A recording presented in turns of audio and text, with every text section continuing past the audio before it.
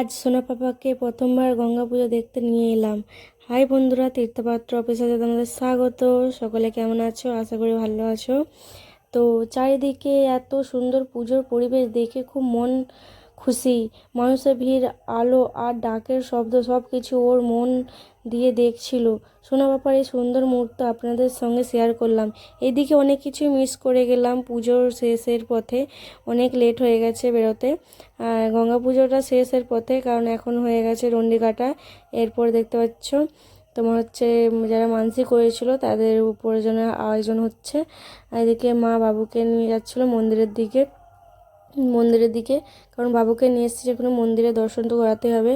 তো মায়ের দিকে চলে যাচ্ছিলো মন্দিরের দিকে। আর গঙ্গা পুজোটা তোমার হচ্ছে বাপের বাড়ি এসেছিলাম গঙ্গা পুজো দেখতে।